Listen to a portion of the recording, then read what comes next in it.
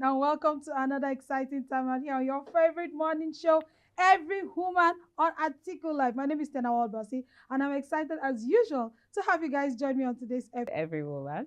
My name is Ichoma. All right, so guys, we are still examining Alhaji Atiku Abubakar's 5-point agenda. Like we've been saying the last few days that this is the time we're going to literally put it out there to Nigerians that this man has promised to do this and he intends to keep his promise. This is going to be a sensitization tool to everybody watching the show. We'll be bringing you updates from the campaign and also elaborating and examining Alhaji Atiku Abubakar's 5-point agenda. So today, like yesterday, we're still talking about economic prosperity and how he has promised to build a dynamic economy. So I'm really excited about this because we're going to go back to those days where you can go to the market with 1,000 naira or 2,000 naira and you're sure to buy something worth it. Unlike today, that 1,000 naira can't even buy you a loaf of bread. 1,000 naira. You literally go to the market with 20,000 and you come back with one bag, one small bag. True. And it's just sad. I mean, it's good that we're discussing this. Everybody's coming out to say what they're doing. Some people are saying they're going to move us from consumption to production. And those are all wonderful dreams. I mean, I want to know how. And so it's very important. We want to do all these things. We are going to do this. I mean, I don't know why or if it's just me. But when I look at it, it just reminds me of the days when we used to hear, I will provide water for you people. I will give you light. At the end of the day. That's how it sounds to me. Yeah. We're going to do this. We're going to do that. We're going to move from consumption to production. We will do this. And like, how? Don't tell me you're going to do this. Tell me how you're going to do this. And that's what we're looking at today. We're looking at the strategic steps to the economic agenda. And I'll just take up the first one here from the 7 strategic steps to implement the economic agenda of Alhaji Atiku Abubakar. And the first one here is increase stock and improve quality of infrastructure. I mean, we said that yesterday, that lack of infrastructure is one of the reasons why our economy is suffering. Yeah. Because if we say we want to focus on non-oil sector, that is agriculture. We're blessed. Nigeria is not just agriculture, technology. There's so many other aspects, but because we've been so focused on crude oil, we've not really explored these other sectors as much as we should have. We've had in the past couple of years, we've had technology being at the forefront and making money. We've seen stores like online stores, Jumia, and platforms like these e-commerce sites, basically coming out and showing us that, oh, there's money to be made online. We've also had, delivery services, dispatch riders, just providing simple services that make it easy, to do things. And people are actually making money. We said that entrepreneurs and small and medium scale enterprises drive the economy, and these are things that should be focused on. But before you can get these people to the point where they can even contribute a lot more and get more in return, we need to have the right infrastructure in place. Him saying this, like I said, it just shows that this man understands what the issues are, because if you don't have proper infrastructure on ground, the businesses will not thrive. And what you're going to see is a lot of businesses closing down. People open businesses and we've seen that in the last 6 years. We're not saying something that one of the beautiful things about Every Woman and about AtikuLive is whatever we're putting out to you there is verifiable. Go and verify. Like some people will say, go and verify. It's out there. Yes. Out there. A lot of businesses have packed up. A lot of businesses have closed down because of some of these issues we're talking about. We've looked at power as a problem. We're looking at infrastructure right now. And Alhaji Atiku Abubakar has promised us that there's going to be increased stock and improved quality of infrastructure. And like we were talking about yesterday, IJ, when we said you made mention of the tanker drivers and the truck drivers that blocked the road if you're going to Edo State and Delta State. And they are really aggrieved because the roads are bad. If we had good roads, we wouldn't have issues. We wouldn't have some of these issues that have become a major problem. Imagine transporting food items from Benue State to and you can't even transport. I mean, what you said, businesses closing down. I think in 1 year, we've had 272 firms shutting down, and we'll have 50 companies that have closed down because of power issues and forex issues. Of course, we know that Naira hasn't been stable. It hasn't really been in a very good state. So yeah, this is what it currently has happened. And you can imagine that these are 50 businesses that have the potential to employ Nigerians. So if these businesses shut down, what happens to these people? You know, somebody will say they are going back to the trenches. You shut down these businesses, these people that are being employed, they go back to that unemployment pool that is already saturated. Let's look at the second strategic step. And it says policies and measures to boost exports. And I'm really smiling because over the last couple of weeks, we've seen Nigeria come up with policies, formulate policies, and law implementation. And then, like I just said yesterday, that some of the policies are poorly thought. Wow. Poorly thought policies. I like this point because at this time, the only thing we're exporting is human resource. True. That's the only thing we're exporting. True. So we need to start looking at, and we have a lot of resources, things that we could be exporting. I was online the other day. I was looking for an item, an Ankara material, an outfit actually. And I was shocked at the price. I saw an African woven material, Nigerian material, Adire, and it was being sold for close to 60,000, and it was just just the shirts. And I was shocked. I was like, they sell these things in Nigeria for like 5K, 10K. What's going on? And this is somebody outside that's selling, and people want to buy in because outside the country, these are big deals. This is a lot. People want that a part of that heritage, especially for Black Americans or Black, British people who've grown up there or who want a part in their heritage, and they just want to. But it's a big thing. They appreciate these things, and we have it here. I mean, what's the big deal in getting these people to do these things and help putting things, right policies in place so that people can export these products? We have a lot of artwork that we can export. You see, these are baskets. Our wicker baskets are just really cute, and I see them every day. I'm passing, I see them. You go there, you drag with them, and you end up buying one. If you know how much these things are sold for outside, and we could literally be exporting these things. Nigeria is one of the largest producers of cocoa. Chocolate is a big market. Why are we not exporting? We're exporting, but I don't think we're in the capacity that we should. There's so much that is yet to be done in terms of exports. In as much as we depend on some other countries to import a lot. I mean, we saw in the Russian-Ukraine war when it was the heat of the thick of this war, how Nigeria was adversely affected because some of the products that we were importing from Ukraine we couldn't get again, and we saw how this led to sort of a hike. And then I wondered if Nigeria ever got into which part of the world is going to miss us? Which part of the world is going to suffer? That's a very good question. Do you understand? And it's not like we don't have things to offer. We have things to offer. We have Nigerian restaurants in different continents. Quite expensive abroad. And we should be actively pushing. There are some people that this is their major export. Mexico, Italian restaurants. These are their major exports. Food is a big export for them. Exporting their cuisine, taking their local kitchen out. Chinese food. You can imagine when you come and you say you want Chinese takeout. And these are things. They are here in Nigeria. They are here. I mean, they're barely 30 minutes away.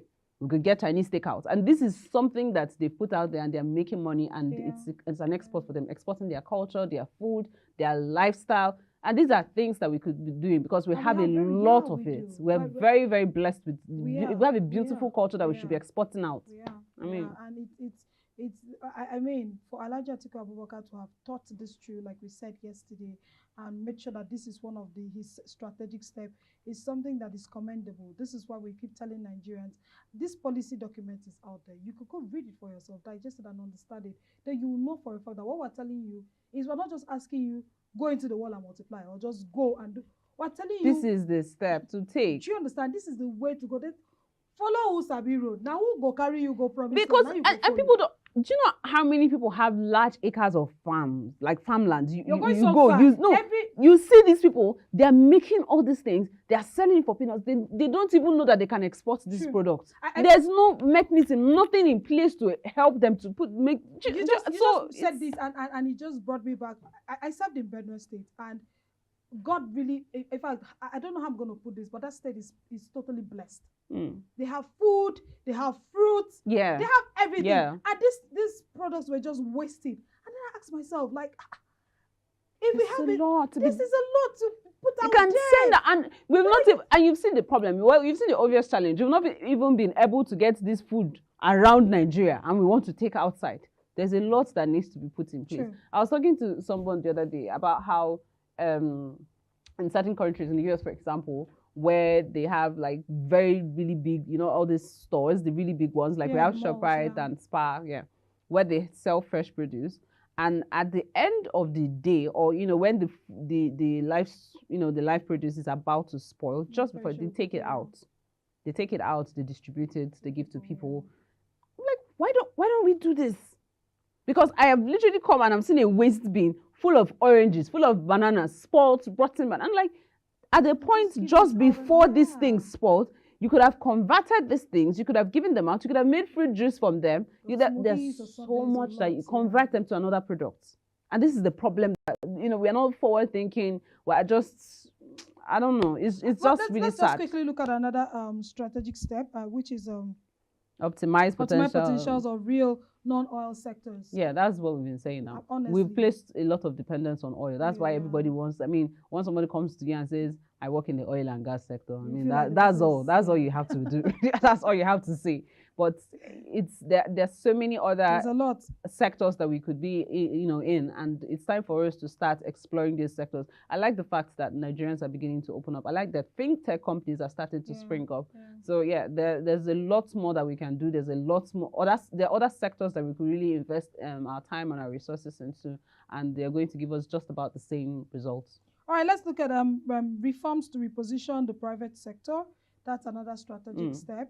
We also have optimize the fiscal space and generate more revenue for development, which is very, very important. Revenue generation is not even an issue if things are done right. Let's start with the reforming to reposition the private sector. Like we said, first of all, look at where the private sector is now. The private sector, they're not getting as much. Some of them are heavily taxed. We said that, heavily taxed, and poor infrastructure, poor policies. These people they're not thriving, and these are the people that are driving the economy. So if you have to reposition these people, if you have to reposition the private sector, you have to put in place, first of all, you have to put in place policies that are favorable, that to the growth of these companies or these establishments. You also have to make sure that funding is accessible to these people, because businesses need funds to survive. You have to make sure that there are funds accessible to them, and it's not just secluded or for a particular sector or anything. Spread abroad. Let it cut across all of these businesses. So Nigeria that is not doing something. You have to be doing that. It's inborn. It's wired. We have to be doing something. So if we have to get to that, and imagine if the business that you were doing, the small niche that you're doing, it was growing. I think a lot of people will be less disposed to, less crime. There's so many things that you will not have. You will not have that much poverty. You will not have that much crime. Like everybody's engaged. And then the economy generally is growing as well. And then you find out that before you know it, every corner of the country, every region is growing individually, and people are living peacefully. There's no need for strife. There's no need for hate. There's no need, because we actually need, all the businesses are interdependent. You need each other to survive. If, for example, I was selling clothes, I still have to eat food now. I have to buy food from somebody. If I'm not buying processed food, I'm buying the raw food. If I'm not buying raw food, I'm buying the ones that have already been cooked. Like, somehow we are interrelated. Even if I am selling food, I own a restaurant and I'm selling food, I still have to buy the produce from somebody. I still have to hire staff. So we are all connected. And the businesses depend on each other. So reviving the private sector is a lot, and that's something that could essentially drive the entire economy. If you just position and you get just one firm to stand, that firm could possibly employ at least 30 people. That's 30 people taking off the unemployment, take them off there. And then these people now get to a point where they stand, they employ another set of people. The more businesses you put out there, and you are never able to stand, the more people that you're able to take out from poverty, take out from unemployment. And that's really what we need, because the reason we have the kind of issues that we have now is because people don't have anything they are doing. People are just loitering about doing nothing. Not because they are lazy, as somebody suggested, not because they don't want to, but because there's no opportunity for them to do the things. I mean, people finish schools, they finish university, get their university education, do their NYSC, and there's nothing for them to do. And what still? Some people do their masters and come back and nothing. Some people even do it outside Nigeria, come back. There's nothing, absolutely nothing. Even when they even try to, because I know when we say there's nothing, someone out there would say they could generate something for themselves. It's not easy. It's not that easy. It's not easy to be an independent producer, to give birth to something and watch it grow in a space like Nigeria. Yeah, it's not easy because the environment of all is not favorable. There's no support. There's no encouragement. Do you know, there's something as small as receiving funds. So I go to a business, and these are small things, and this is why it annoys me, because these are really tiny things. You go to a business and you want to pay. Maybe you do a transfer, and you're hearing things like, you have to wait. Let me confirm the payment first. Or you pay, and the thing you're debited, the person isn't credited. Oh, that's a problem. Because this person is not going to let you go. You're not going to go. You get the whole. I feel like there's a lot of work that needs to be done for something as easy as this in the 21st century, where we make a lot of noise about the cashless economy. Sure. We cannot even run cashless at this point. We can't even run cashless at this point. And this is coming from, you're looking at countries where you can enter something like a bus and pay with your card. You have tokens, you have, that you can pay. Why are we, I mean, it's not like we don't have the right resources. I mean, not like we don't have the brains to put these things in place. They're not just utilized. That, like you said earlier, all we're exporting is human resource. We're sending these people to go and develop other people's countries for them now. Let's just look at the next strategic point. It says, restore investor confidence and generate more FDI and DDI. And we'll just quickly take the last one. Harnessing the potentials of the new economy. Looking at the restore investor confidence, there's nothing that scares an investor away more than instability. That's the one thing. So instability, one, can stem from insecurity. Absolutely nobody is going to go and invest in a place that there's insecurity. So I'm not going to take my hard-earned money and say I'm going to go and invest in a place where I know that there are clashes, there are communal clashes, or there are bandits. And then I lose my investment. I'm not going to do that. I'm not going to invest in a place where I know that the policies are changing. They can just change any day. Anything can happen. I'm not going to do that. It's my hard-earned money. Sure. There's no businessman that goes into business for without expecting profits. That's the essence of business, to make profit. So if I'm going to invest, I need to be seeing profits. If I'm not making profits, then why am I here? And these people are paying tax. These foreign investors have complained that one of their biggest challenges is also tax. Outside every other thing, tax is a huge deal. So I cannot be paying that much tax, and I'm not making anything, and I'm still in an unstable environment. I mean, we used to have before where expatriates were even kidnapped. But I think the PDP government was able to curtail that, and that's a thing of the past now. We don't hear that. But we have other issues now that have arisen that seem to even be worse, because these people are scared of investing in Nigeria. Why are they scared? I mean, I would be scared too. If I was looking at a country that has borrowed this much and is still borrowing, I'd be scared of putting my money in here anyway. So there are things that have to be put in place for these investors to come. Make investment attractive to foreign investors. That is what we need to do. Foreign direct investment is not going to come from a young person or whoever in any foreign country sending money back to their parents or sending back to their family living in Nigeria. No, that's not the kind of foreign direct investment we are looking at. That's FDI, but that's not what we are looking at. For you to call somebody and say, I have a friend in US, send me dollars. Because you can't have your company here and still carry your work. No. These are things that, you at some point, you're going to employ us. So employ our people. Come here, invest your money, pay tax, make your money from here. And that's what we need. Or you export. These are the ways that we can get foreign direct investment. But if you're going to get people to come here, then we need to make this country stable economically. And then looking at, I think we're leaving out another aspect of stability, because this is like an all-round thing, which is power and curtailing natural disaster, because my heart really goes out to all the victims of the flood and areas in which this flood But the natural disasters, there's really nothing that you can do about them. I think it's just about how to... it can be managed, it can be... poor management. Yeah, can be that's managed, the problem. Because if we had a government that knows what to do and that actually... Puts in plans. These things happen every year. It happens every year. One part of the country is flooded, something is happening. what are the plans that have been put in place, especially by the emergency management agencies, to evacuate people, to house them, to shelter them, feed them, make sure that they have palliatives? What are the plans that are put in place to take care of those people? I mean, I know that a lot of them end up in IDP camps, and we know the challenge with IDP camps. We've had that discussion on, you know, people in IDP camps. So what are the measures that are being put in place to ensure that when this happens, these people get help and they get these responses really quickly and that they're adequate? It's something that it's a challenge, and I'm really excited. I don't know, I keep saying this because I know come 2023 and beyond, it's going to be a different Nigeria. It's going to be an exciting Nigeria, and we'll begin to see massive change.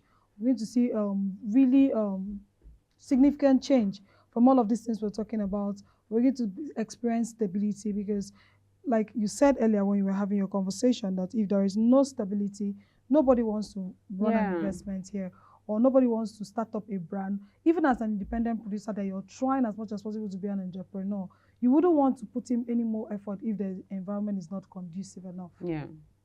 I mean, you don't want to travel somewhere to buy your product and then you're being shot dead, or you're being kidnapped, or you know, it's really sad.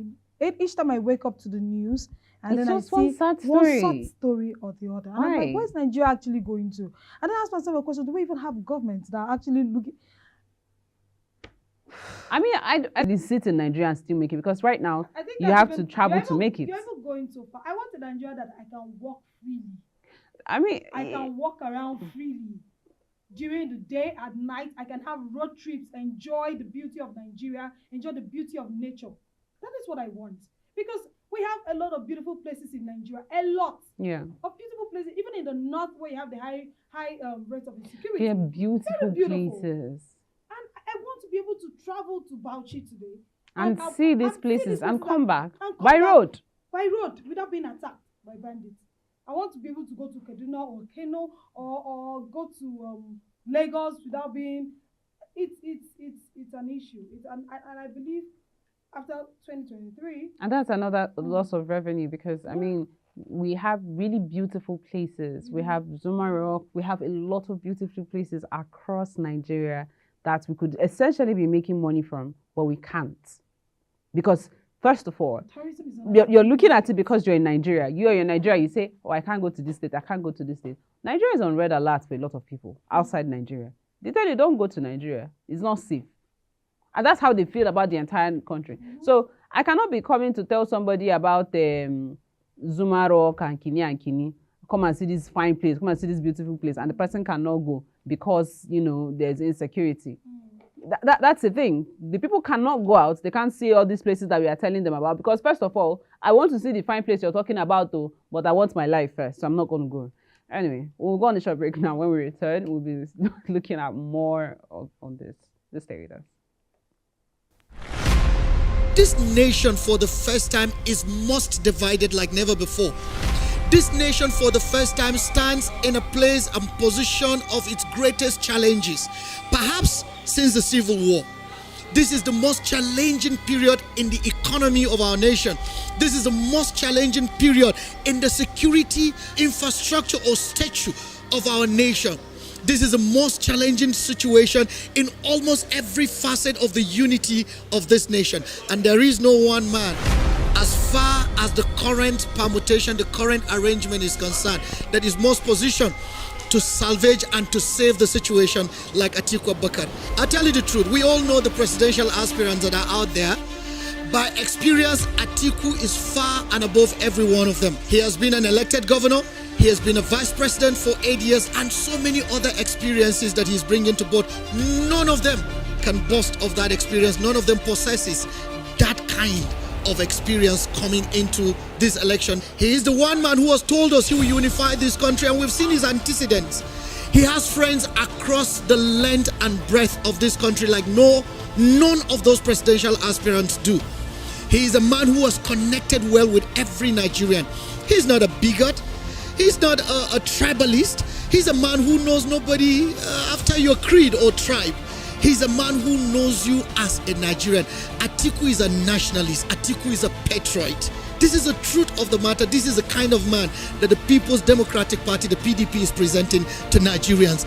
And I can assure you, come 2023, Nigerians will live to celebrate. Nigerians will live to be happy with themselves that a man has come to save Nigeria, that Atiku Abubakar has come to save Nigeria, because that has been in the core of his heart. That has been his heart cry for all these decades, for all these years that he has sought to be the president of this country.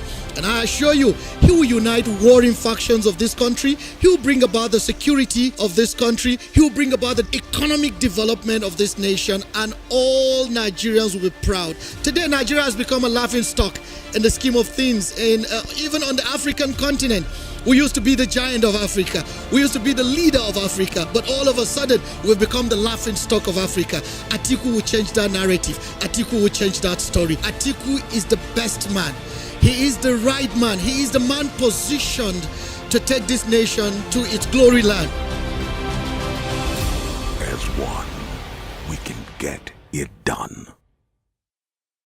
Welcome back. If you're just joining us, this is Every Woman on AtikuLive, and today we are looking at economic prosperity. We're still examining Alhaji Atiku Abubakar's 5-point agenda, and we've literally said a lot. We've been able to read out his 7 strategic steps towards economic development, towards his economic development agenda, and I'm really excited because this whole policy document was thoroughly thought through. He actually sat down from his many experiences of being a businessman to put this out there. And I just wish, I know Nigerians are woke now, and everybody knows that what we're looking forward to now is a better Nigeria. This is no longer a regional thing, or this is no longer a religious thing. What we want is a better Nigeria. All I have to pray is that we make the right decisions come 2023. We have to look forward to someone that is capable enough to rescue Nigeria from where it is now. Yeah, so where we are right now is really sad. I wish we'd be able to make that decision come 2023. I hope so. I mean, I'll use this medium also to call on the authorities to do what's necessary to get those drivers off the road, the tanker drivers that are blocking the major routes in Indo, that, to get them off the road, really, and so that there will be at least petroleum products in other parts of the country. I mean, we're looking at what the policy is and what is, like we said, this is issue-based only. Alhaji Atiku Abubakar said in his policy document that what they're going to do is, review the current regulatory, physical, financial environments and all that, to make sure that, just for the purpose of promoting private investment in security, private investment in roads. Right now, if you are living in an estate and the roads in your estate are bad, you can't, or a federal road is bad, you can't even fix it. You need to get permission. There's a whole lot of process, and it takes time. I want to fix the road with my own personal money. I can't just say I want to fix this road. Let me go and fix it. Do you get? So even when somebody wants to do it with their own money, it's still impossible. A lot of stress and up and down. He's saying he's going to try, review these policies and the current framework to promote private investment. And more than that, they are also going to have he's going to have the Infrastructure Development Credit Guarantee Agency that is going to, de-risk, the investments by organizations. So if I wanted to make an investment, and I know that there's a credit guarantee, agency there that is going to de-risk, this. It makes me a little more comfortable to invest high capital, because I don't want to invest and then lose my money. Like I said, the business. Nobody wants to do that. Yes, nobody wants to do that. So if a government is willing to work with you and is not saying, if a government is there and is saying, I want to help you manage this risk, I want to make sure that you're suffering as little risk as possible. It gives you a kind of confidence. There's a kind of confidence you get in that, to invest high capital, because now everybody just wants to test the waters. Let me see. But when you assure them of your commitment to work with them, to support them, and they see that this is a genuine, investment in them, what happens is they're going to trust the government more to invest a lot more. And what we have is development across Nigeria. And which is what everybody is praying for, which is what every Nigerian is looking forward to. I'll just quickly read a basic principle that this economic development agenda is guided by. And this is according to Atiku Abubakar's his policy document. And that's why I keep saying, go out there, read this document for yourself. Ask questions. If you don't understand, send us messages. We have people that will reach out to you. I mean, it's not a big problem. If you have questions, if you read this document and you have questions, reach out, send us a message, send messages to our social media handles, and we have people that will respond to you or guide you, guide you the right steps. Where you need to understand, proper explanation is being done. Yeah. I mean, the agenda is guided by 3 basic principles, and that's when we talk about the agenda, we're talking about the economic development agenda, and one of it is to reaffirm the criticality of development. And that's what it's supposed to be. The public sector is supposed to be there as a regulatory body, really, to make sure that, okay, everything is going on as should be. Yes. So these private sectors are the ones that should be driving these processes. But what we have now is that the public sector wants to drive the processes at the expense of the private sector. And then they are doing it in such a way that the private sector doesn't even have, they don't even have leverage. They don't have input. You have marginalized this private sector that's supposed to essentially be bringing in these funds, that are supposed to be driving this economy, and the economy is shutting down. And you're expecting the economy to thrive? It's very impossible. Quickly, I know we're actually running out of time, but I'll just quickly take the remaining 2 principles. And the second one says, break government monopoly in all infrastructure sectors, including the refineries, rail transportation, and power transmission, and give private investors a larger role in funding and managing the sectors, thus emulating the benefits accrued in the oil and gas and telecommunications sector. We touched on this yesterday. We said government should start to remove their hands, small. I'm saying it in layman's terms. Remove your hand.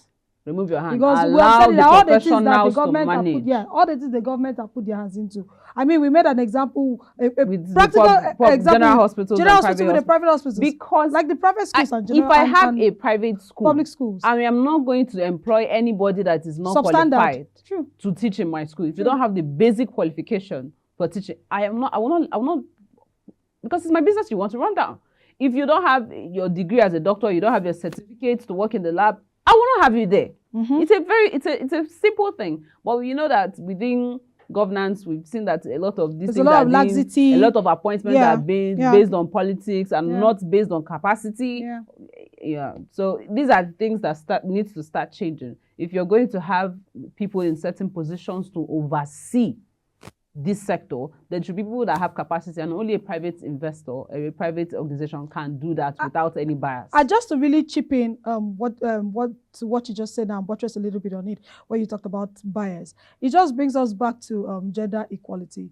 Even if it's a woman that has the capacity to do that, because over the years we've seen a lot of bias, gender bias across public sectors, even private sectors. Even when the women are qualified. So I'm really excited about this Atiku Abubakar's policy document, because it's clearly, it has affected everything.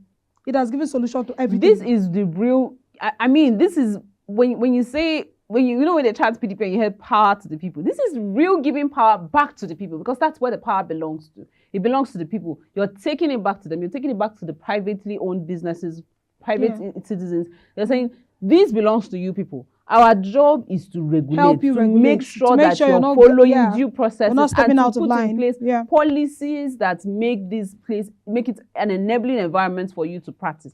That's all. So the power still goes back to people. If you want to generate money, that's your business. If you don't want to generate money, that's up to you. So and we know Nigerians will rise to the occasion. As long as you give a Nigerian the opportunity and opportunity, just let it go, and the result will be amazing. And the last principle said, allow the market greater leverage in determining prices. This way, we shall eliminate the persistent price distortions occasioned by current interventionist exchange rate management policies. Government intervention, where absolutely necessary, will be done responsibly and judiciously. That's what it is, and that's why you see this is part of why our naira is where it is now. because some people are trying to intervene and they're trying to, suppress something that we already know. Allow these things to flow freely. Allow them to flow freely. Because if this is rising, there's always an associated rise. That's one. There's always an associated rise. So fuel is where it is now. It cannot move. It cannot come in here. Why can't it come in here? Because it's being held up somewhere. So the few people that have it here will hold it. And what you see is a long queue. I can tell you that outside Abuja, fuel is being sold above the approved price, above the benchmark. That pump price of 175. So stepping out of Abuja, I think I saw fuel at some point for even 290, 250, 290. And these people know what it costs them to get this fuel. So they have to sell it at that price in order to recoup their investments. And it's being sold in those states where, the regulatory, it's the enforcement of these laws are not so much. They know that they can get away with selling it at that price, basically. So they sell it 250, 230, 290, but it's available. You see for. You don't have to queue. You just come in and say, this is what people are selling. Wow. And you buy it and you go.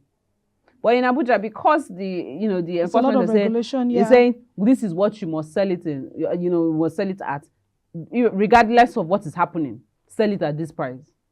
Regardless of what is going on, regardless of the losses you're making, regardless of anything, this is what you must sell at. What happens is that people are not even willing to go and carry the fuel because nobody wants to, nobody wants to go through that stress and then. So they rather not even sell.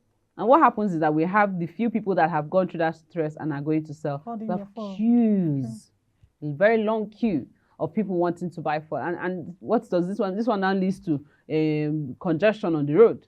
That's another problem again, because each poor management of a problem gives rise to another problem. That's what it is. So I think they should, the government, like I said, they should take their hands off a little. They should allow things private sectors monopoly. Come in where absolutely necessary. Yeah.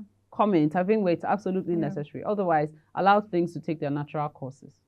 All right, guys, this is the much we can take right here at the studio. It's been a good time with you all. And I'll say this and I'll say this again.